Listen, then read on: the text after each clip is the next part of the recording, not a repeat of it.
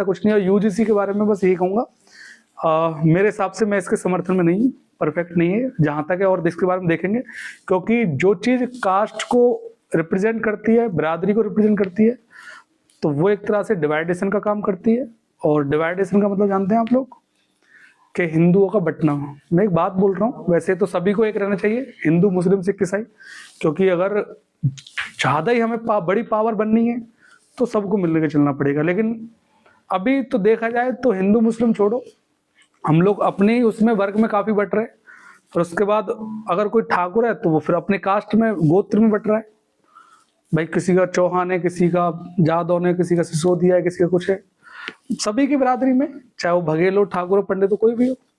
उसके बाद फिर और भी बट जाते हैं, थोकों में बट जाते हैं। भाई तू चाचा का, मैं ताऊ का, मैं पल्ले थोक का, मैं थोक का, इस तरीके से बट रहे हैं। तो ये बटना बंद हो जाए, और जहां तक अब कानून जो बने वो डिवाइडेशन की जगह एकता का बने, यूनिटी का बने, तो मुझे ज्यादा खुशी होगी। और मैं उसी को ज्यादा महत्व देता हूँ कि अगर कोई बिल पास करना है गवर्नमेंट को, अच्छा बिल पास करे ना, जिससे एकता बढ़े। ये तो एक डिफरेंस क्रिएट कर रही है। पहले कॉलेजों में पता है यूनिफॉर्म, स्कूलों में, कॉलेजों में हम लोग यूनिफॉर्म लगाते, क्यों? क्योंकि सभी लोग समान दिखे, कोई अलग अलग ना दिखे। अरे अलग अलग कर दोगे आप लोग, सबका अलग अलग टैग, कोई ठाकुर लिख के आ रहा है बनियान पे, कोई जाट लिख के आ रहा है, कोई पंडित लिख के आ रहा है, तो हो गया, फिर तो चल गए कॉलेज।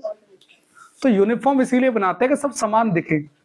तो कानून भी ऐसे बनाओ जो सबके लिए समान हो, अलग ना हो, ठीक है ना।